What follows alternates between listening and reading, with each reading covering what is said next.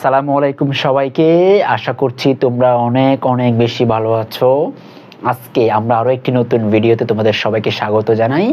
আজকে হচ্ছে আমরা অর্থনীতি প্রথম পত্রের ময়মনসিংহ বোর্ড 2023 সালের এমসিকিউ কোয়েশ্চেনগুলো সলভ করব। সো একেবারে একটা পূর্ণাঙ্গ মডেল টেস্ট সলভ করা, তোমাদেরকে একটু আমাদের সাথেই থাকতে হবে যাতে হচ্ছে এই প্রশ্নগুলো তুমি আমাদের সাথে একটু শেষ করতে পারো। সো আমরা শুরু করি তাইলে প্রথমে। সেটি হচ্ছে ময়মনসিংহ বোর্ড 2023 প্রথম প্রশ্নটা হচ্ছে মানব জীবনে প্রয়োজনের তুলনায় সম্পদের স্বল্পতাকে কি বলে? আমরা জানি কি বলে, সেটা আমি জানি না, তুমি একটু আমাকে কমেন্ট করে জানাবা। এগুলা সহজগুলো কিছু জিনিস তোমাকেও দিব, কঠিনগুলোও দিব তোমাকে, আর কিছু আমি আলোচনা করব। 2 নম্বর, সামষ্টিক অর্থনীতির আলোচ্য বিষয় কি? জাতীয় আয় সঠিক, সুদের হার সঠিক, ফার্মের মুনাফা না, ফার্মের মুনাফা হচ্ছে বেস্টিক, তার মানে অ্যান্সার হচ্ছে 1-2।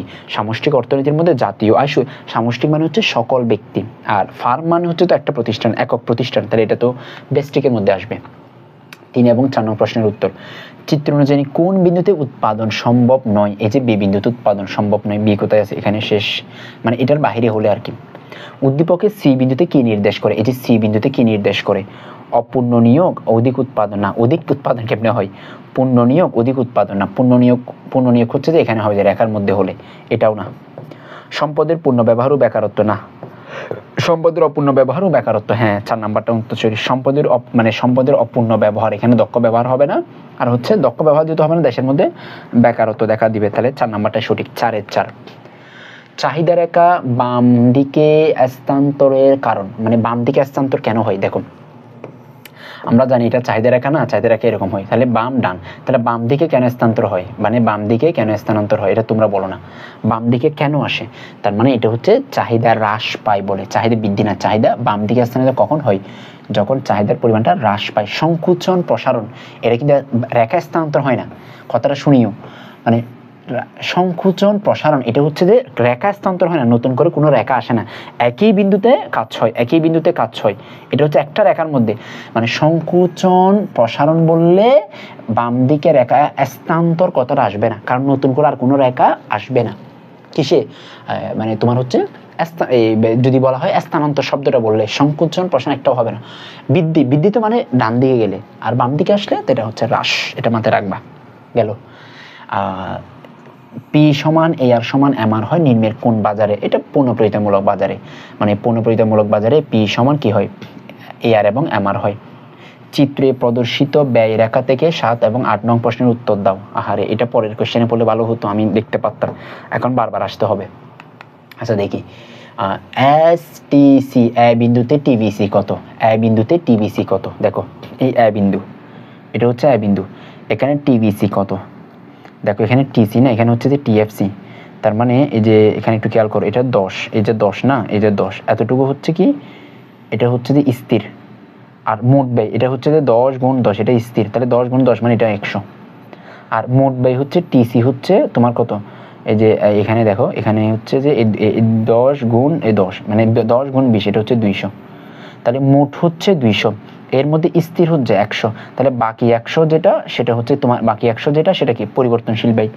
এখন আরেকটু সহজ করে দেখো, এটা যদি হয় স্থির তাহলে 10 গুণ 10, তাহলে এটা হচ্ছে 100, আর এই বাকিটা এটা হচ্ছে পরিবর্তনশীল, তো দুইটা মিলে হচ্ছে মানে মোট, তাহলে এই 20 গুণ 10, তাহলে এটা হচ্ছে মানে টোটাল। এখন প্রশ্ন কি বলেছে দেখো, STCর বিন্দুতে TBC কত? TBC হচ্ছে 100, TBC কত হবে? 100, মানে ওই যে 100 দুইটা মিলে 200 আর কি, মোট হচ্ছে 200, তাহলে স্থির যদি 100 হয় বাকিটা 100। STC কত? STC তো দেওয়া আছে, STC মানে কি দেখো না, STC মানে আমরা কি পাবো, মানে SFC পাবো, আর প্লাস হচ্ছে যে না, এটা SFC না, তুমি এখানে কি দেওয়া আছে দেখো, মানে TC আর কি, TC মানে পাবো হচ্ছে আমরা TFC, মানে টোটাল ফিক্সড কস্ট প্লাস হচ্ছে টোটাল ভেরিয়েবল কস্ট, এইভাবে পাবো আর কি স্বল্পকালীনটা। দেখো তো কোনটার সাথে মিলে, এইটা 8-2। আচ্ছা, যদি কোনো প্রশ্ন থাকে অবশ্যই বলবা। প্রান্তিক উপযোগের সমষ্টিকে কি বলা হয়? মোট উপযোগ বলে। প্রান্তিক উপযোগের সমষ্টিকে মোট উপযোগ বলে। ক্রমহ্রাসমান প্রান্তিক উৎপাদন বিধি বেশি প্রযোজ্য কোন ক্ষেত্রে? কৃষিতে। ক্রমহ্রাসমান প্রান্তিক উৎপাদন বেশি প্রযোজ্য হচ্ছে কৃষিতে, মানে কৃষিতে বেশি প্রযোজ্য হয় আর কি। কুটির শিল্প মানে ওগুলো তো প্রযোজ্য ঠিক আছে, কিন্তু কৃষিতে বেশি প্রযোজ্য, আচ্ছা, কোনটিতে বিদেশিদের আয় অন্তর্ভুক্ত হয়, মানে জিডিপিতে বিদেশিদের আয়, কথাটা মাথায় রাখি। জিডিপি বললে বিদেশিদের আয়, এখানে জিডিপি কই আছে, এটা জিডিপি। জিডিপি প্রবাসীদের আয় বললে জিএনপি, বিদেশি বললে জিডিপি, মানে বি বললে জি, প্রবাসী বললে জিএনপি। নিচের কোনটি ব্যয়টি সরকারের উন্নয়ন ব্যয়ের অন্তর্ভুক্ত, মানে সরকারের উন্নয়ন হয় আর কি, প্রশাসনিক কাজ, এটা উন্নয়ন হয় না। সরকারের ঋণের সুদ উন্নয়ন হয় না। শিক্ষা ও গবেষণা, হ্যাঁ শিক্ষা ও গবেষণা, এটা তো উন্নয়ন হয়। বয়স্ক ভাতা না, উন্নয়ন হয় না। তারপর হচ্ছে 13 নম্বর, এস সমান ওয়াই মাইনাস সি সমীকরণটি কোন ধরনের অপেক্ষা। এস এর মান বের করতে বলছে না, তো এস তো সঞ্চয়, তাহলে সেভিংস হবে, তাহলে 3 হবে, 13 অ্যান্সার 3। আচ্ছা, এরপরে আসি আমরা 14 এবং 15। 14 এবং 15 তোমরা রাগ করতেছ, আমি বুঝতেছি যে তোমাদেরকে কিছু কেন করতে দিচ্ছে না, হ্যাঁ দেওয়ার জন্য। এটা উদ্দীপক অনুযায়ী ফার্মটির উৎপাদনের পরিমাণ কত, মানে এখানে কতটুকু উৎপাদন করেছে, উৎপাদনের পরিমাণটা কত। এখান থেকে দেখো, এখানে উৎপাদনের পরিমাণ হচ্ছে নিচে যেটা আছে এটা, এখানে উৎপাদন যেহেতু এইখানে দেখাচ্ছে, তাহলে 30, এখানে উৎপাদনের পরিমাণ হচ্ছে 30। শেষ। উদ্দীপক এগুলো কিন্তু উৎপাদন না, কারণ এখানে তো কোনো কিছু নির্দেশ করে না, শুধু 30 নির্দেশ করছে। উদ্দীপকে অ্যাসি রেখার এফ বিন্দু স্পর্শ করে, মানে অ্যাসি রেখা যদি এফ বিন্দু বরাবর যায় তাহলে স্বাভাবিক মুনাফা। কারণ কেন জানো, এই বিন্দুতে দেখো, এই বিন্দুতে হচ্ছে অ্যাসি সমান এআর, অ্যাসি সমান যখন এআর হবে তখন হচ্ছে স্বাভাবিক মুনাফা।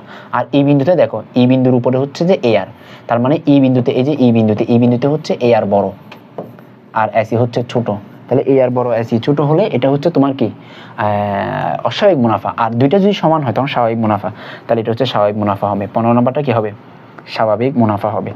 15 নম্বরটা স্বাভাবিক মুনাফা হবে। মোবাইল ব্যাংকিং এর ক্ষেত্রে জরুরি, মানে মোবাইল ব্যাংকিং এর ক্ষেত্রে কি কি লাগবে, কম্পিউটার। তো মোবাইলের ক্ষেত্রে কম্পিউটার কেন লাগবে, লাগবে না তো, মোবাইল ছাড় লাগবে, পিন কোড লাগবে, এটা ঠিক আছে। কোনটি উৎপাদনের জীবন্ত উপকরণ, এটা তোমরা বলো। হ্যাঁ, এটা এতক্ষণ পরে তোমাদের একটা কোশ্চেন আসছে, দেখি এটা বলো। এটা জটিল কোশ্চেন, এটা বলতে হবে তোমাদেরকে। উদ্দীপকটি পড়ো, 18 এবং 19 নং প্রশ্নের উত্তর দাও। 18 এবং 19 নং প্রশ্নের কি দিবা, উত্তর দিবা। আচ্ছা, দেশের জিডিপি $7 মিলিয়ন, আমদানি $2 মিলিয়ন, রপ্তানি হচ্ছে কি $4 মিলিয়ন। প্রশ্ন কি, প্রশ্ন হচ্ছে জিএনপি কত। আচ্ছা, জিডিপি দেওয়া আছে না, এই দেখো না, জিডিপি দেওয়া আছে না, তাহলে জিডিপি প্লাস হচ্ছে এক্স মাইনাস এম।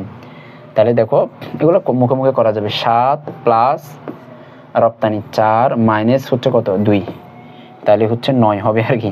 9 আছে কিনা দেখো তো, এই যে 9, এখানে কোডিং কিছু না তো, শেষ তো। দেশের আন্তর্জাতিক বাণিজ্যের ফলাফল কি, মানে দেশ মানে কোনটা, দেশে। আচ্ছা, এটা দেশ, রপ্তানির পরিমাণ বেশি না, তো রপ্তানির পরিমাণ বেশি হলে তোমার হচ্ছে লাভ হবে আর কি, লাভ হবে। রপ্তানি পরিমাণ বাড়লে, মানে একটা দেশে যদি রপ্তানির পরিমাণটা যদি বেশি হয়, রপ্তানির পরিমাণটা যদি কি হয়, বেশি হয়, তাহলে ওই দেশের জন্য এটা ভালো হবে নিঃসন্দেহে, এটা একদম চোখ বন্ধ করে বলা যেতে পারে। আচ্ছা, গাণিতিক প্রক্রিয়ায় যেসব রাশির মান অপরিবর্তিত থাকে, মানে পরিবর্তন করা যায় না, তাকে আমরা বলি হচ্ছে ধ্রুবক বলি, ধ্রুবক। মানে যে রাশির মান পরিবর্তন করা যায় না, যে রাশির মান অজানা তাকে বলা হচ্ছে পরামিতি। যে রাশি স্বাধীন মান গ্রহণ করতে পারে স্বাধীন চলক, যে রাশি স্বাধীন মান গ্রহণ করতে পারে না অধীন চলক। আচ্ছা, এখানে ভূমির বৈশিষ্ট্য বলেছে, দেখো ভূমির বৈশিষ্ট্য, ভূমি প্রকৃতির দান, হ্যাঁ ঠিক আছে। ভূমির যোগান সীমাবদ্ধ, এটা বাড়ানো যায় না, সীমাবদ্ধ। উর্বরতা শক্তির পার্থক্য আছে, হ্যাঁ আছে, তার মানে অ্যান্সার 3টাই সঠিক। মানে এগুলো একটু বুঝতে হবে তোমার, মানে কোনটার সাথে কার সম্পর্ক, এটা বুঝতে পারা অনেক কিছু, মানে সেন্স ধরতে পারা। 22 এবং 23 নং প্রশ্নের উত্তরটা একটু দেখি আমরা, আসো। আকরাম হোসেন ফিন্যান্স ব্যাংকিং বিষয়ে সর্বোচ্চ, আচ্ছা প্রশ্নটা আগে পড়ো। 22 নম্বর, উদ্দীপকে কোন ধরনের ব্যাংকের কথা বলা হয়েছে। সর্বোচ্চ ডিগ্রি বাকার একটি ব্যাংকে চাকরি, সে ব্যাংকে কাজ করে মুদ্রা বাজার শীর্ষে অবস্থান করে। মুদ্রা বাজারের শীর্ষে মানে সে কেন্দ্রীয় ব্যাংক, মুদ্রা বাজারের শীর্ষে মানে কি, সে কেন্দ্রীয় ব্যাংক আর কি। তাহলে অ্যান্সার কেন আছে, এই যে বাংলাদেশ ব্যাংক, বাংলাদেশ ব্যাংক হচ্ছে কেন্দ্রীয় ব্যাংক। শেষ। 23 নম্বর, উদ্দীপকের আলোচিত ব্যাংকটি ঋণ নিয়ন্ত্রণ করে কিভাবে।